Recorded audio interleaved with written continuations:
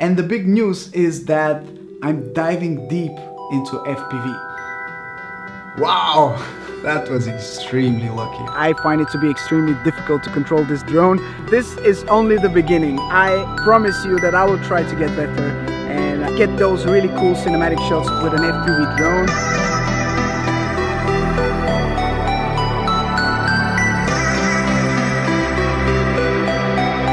It's one of my FPV drones and I lost it in the sea. It's gone forever.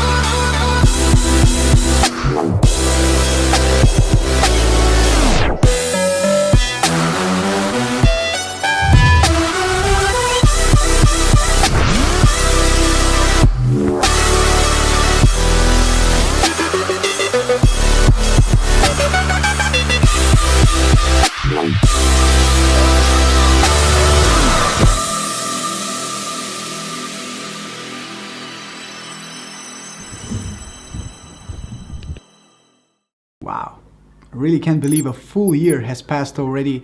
And of course, I want to start off by saying a massive thank you to everyone for keeping up with all the ups and downs that I've been going through ever since I started this exciting new chapter here on my YouTube channel. There's so many people I met through this amazing hobby, and there's so many people I want to thank for just inspiring me and being there when I needed some help, or just for being awesome and being good friends and allowing me to fly with them and share some amazing moments together.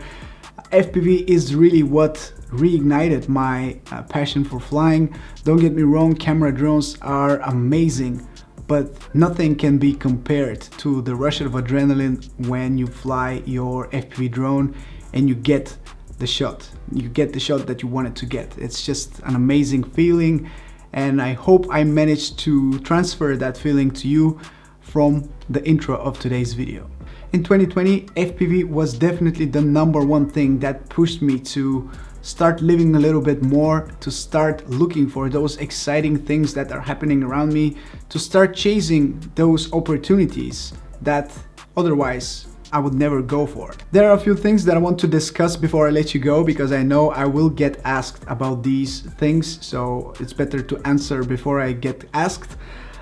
First things first, the cameras that I have been using. These are the GoPro Hero 6 Black and the GoPro Hero 9 Black, and these are the cameras that I've been using I wouldn't say ever since I started, because I went through a couple already. I've been through a couple of GoPros and a couple of Insta360s, Osmo Actions, you name it. I've tried pretty much any action camera on top of my drone, and I've made videos about them too. But these are the cameras that are extremely solid in my opinion, the ones that I've been using for a long time, and the ones that I'm really counting on for FPV shots. I am using Polar Pro ND filters on both of them, and I am using Real Steady to stabilize my footage. This is just my personal preference, and just keep in mind that I'll be linking everything that I'm talking about in today's video in the description below if you want to check it out. My radio of choice is the TBS Tango 2, but recently I got this Radio Master TX16S, and let me be honest, I don't like the size of it, but at the same time I really like the extra grip that I have compared to the Tango 2. The Tango 2 is a lot more portable. And it gets the job done, but I think for some situations the Radio Master TX16S could actually be a little bit better for extra control and extra grip, which sometimes you really need. I am using Crossfire on all of my drones. It's kind of like the standard thing to use on whole quads nowadays, but I haven't been disappointed by it yet, so I'll keep using it, and I definitely enjoy it. And lastly, I want to talk about the drones which I've been using. I've been using tons of different drones, as I get a lot of them to review here on this channel. So most of the clips inside this video have been shot with multiple different drones, but for the most part, these two are my favorite ones. So this is a custom Armattan Badger 6-inch, of course with the DJI HD transmission system. It has the air unit, the True RC antennas on the back, GoPro Hero 9 mount on the front. It has a GPS, it has booster motors, FPV crate booster motors, 2700 kV, and it's running on 4S. And on the other hand, I have the iFlight Nazgul 5 HD. This was sent to me for review, but I fell in love with it and I started using it a lot. It's the perfect mix between power, stability, and agility. It's running on 4S again, and it's running with the Vista, not the air unit. But to me, this is one of these drones that can do it all, and I definitely enjoy using it. As far as my other quads, I have tons more that I do use for different purposes, different occasions. You probably can see some of them back on the wall behind me.